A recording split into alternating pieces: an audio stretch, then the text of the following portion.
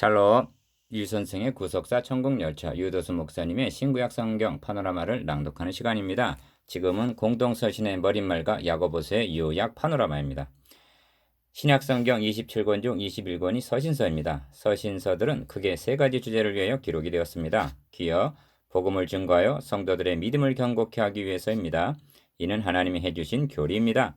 니은, 하나님의 자녀답게 살아가라는 권면을 위해서입니다. 이는 우리가 행해야 할 윤리입니다. 디귿, 복음 진리를 보수하기 위한 이단을 경계하기 위해서입니다. 이는 우리들이 싸워야 할 선한 싸움입니다. 이는 성령께서 교회들을 위하여 마련해 주신 것입니다.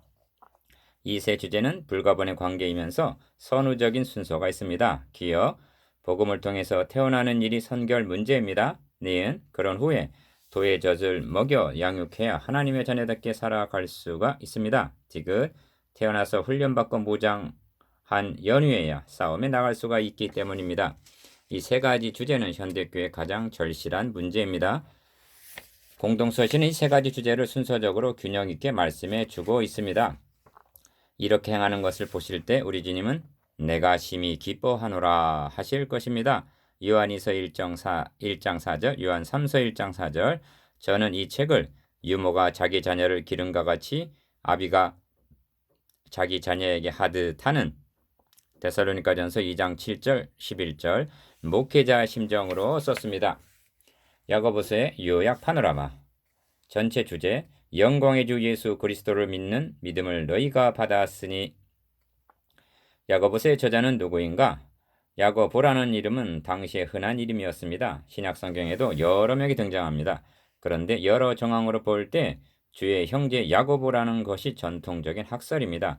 그는 주님의 공생의 기간에는 믿지 않았으나 요한복음 7장 3절에서 5절, 마가복음 3장 21절, 부활하신 주님을 목격하고는 고린도전서 15장 7절, 오순절에 동참하게 되었고 사도행전 1장 14절, 베드로가 예루살렘을 떠난 후에는 사도행전 12장 17절, 예루살렘 종교회의를 주관하는 등 사도행전 15장 13절 주도적인 역할을 감당했던 것입니다.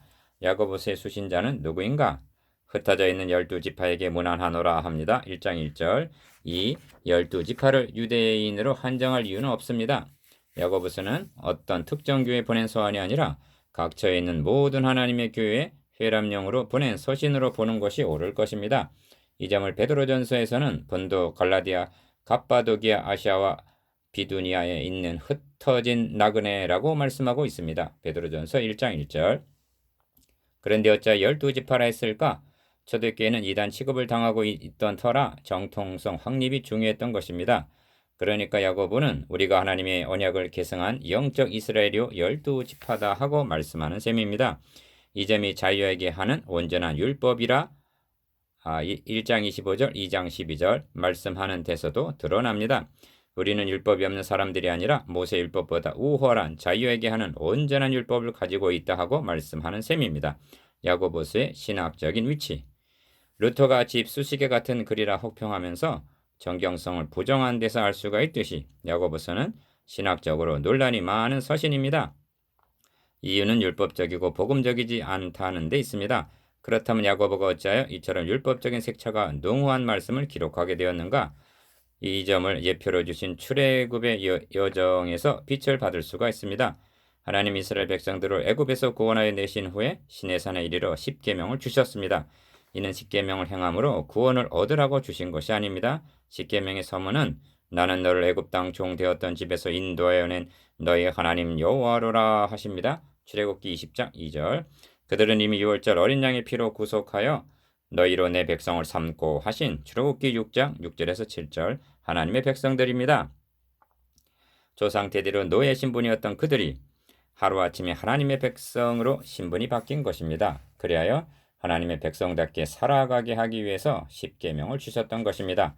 이처럼 신분이 바뀐 것은 신약의 성도들도 마찬가지입니다. 이 점을 야고보서에서도 대할 수가 있습니다. 그 하나님이 조물 중에 우리로 한 천 열매가 되게 하시려고 자기의 뜻을 좇아 진리의 말씀으로 우리를 낳으셨느니라 하는 1장 18절의 놀라운 말씀을 대하게 됩니다. 그렇다면 이들은 하나님의 자녀임이 분명합니다. 또한 내 형제들아 영광의 주 곧 우리 주 예수 그리스도를 믿는 믿음을 너희가 받았으니 합니다. 2장 1절. 그렇다면 야고보서의 수신자들은 그리스도인들입니다.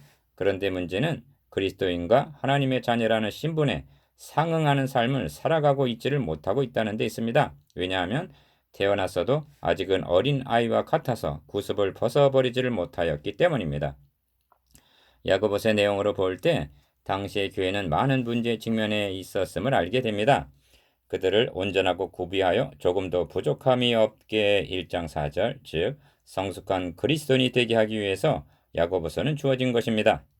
또 야고보서를 이해하는 데 도움을 주는 말씀이 유다서에 있는데 유다는 기록 목적을 사랑하는 자들아 내가 우리의 일반으로 얻은 구원을 들어 너에게 편지하려는 뜻이 간절하던 차에 합니다. 그러니까 유다는 본래 구원을 들어 즉 복음을 증거하고자 하는 마음이 간절했다는 것입니다. 그런데 성도에게 단번에 주신 믿음의 도를 위하여 힘써 싸우라는 편지로 너희를 권하여야 할 필요를 느꼈노니 합니다. 왜냐하면 이는 가만히 들어온 사람 몇이 있음이라. 유다서 1장 3절에서 4절. 즉 이단이 침투했다는 소식을 접하고는 전투적인 내용으로 바뀌게 되었다는 것입니다. 야고보도 일반적으로 얻은 구원, 즉 로마서와 같은 복음을 증거하고 싶었을 것이나 당시의 실정은 행함을 강조하지 않을 수가 없었을 것입니다.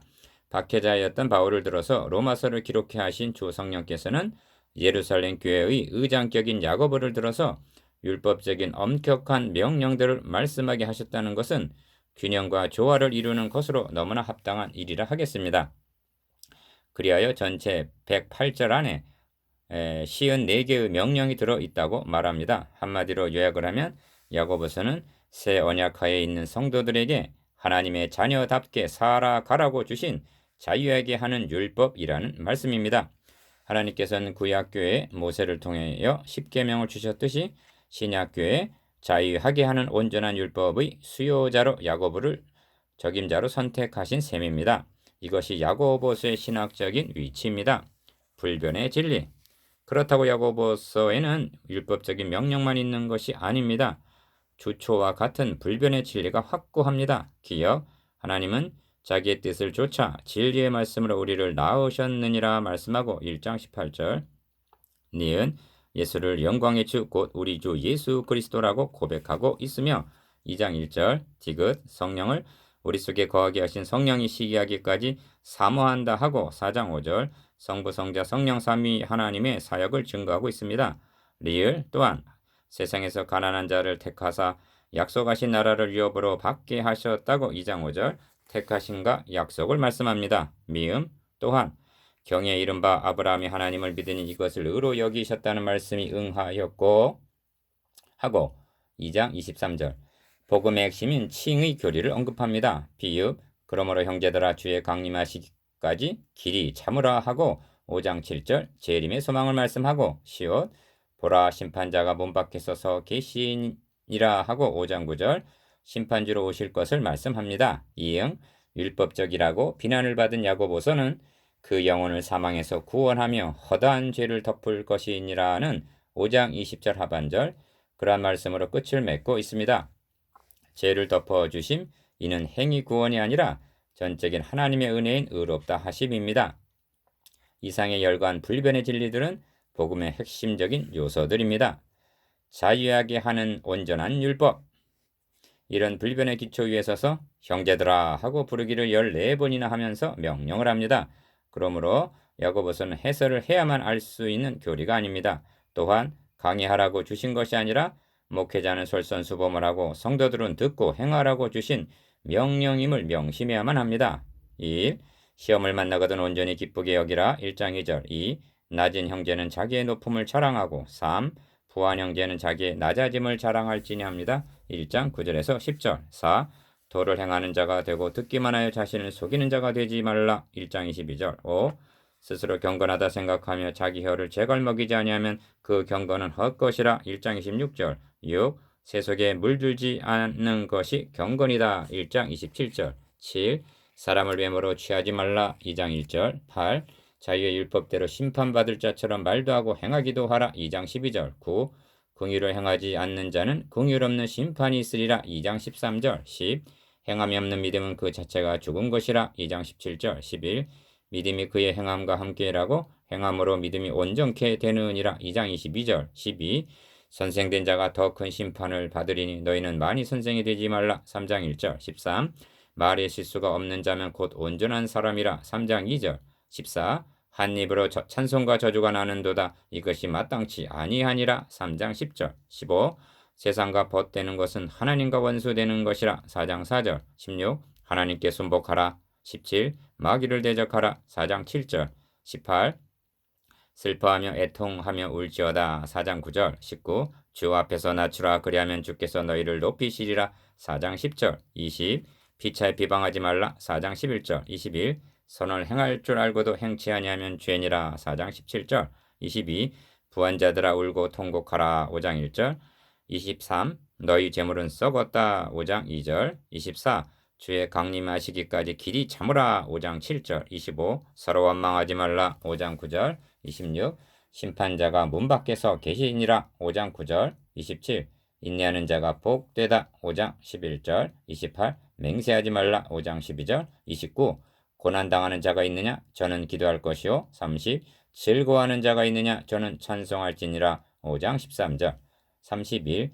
병든 자를 위하여 기도하라. 5장 11절. 32. 미혹당하는 자를 돌이키면 그 영혼을 구원하리라 합니다. 5장 20절.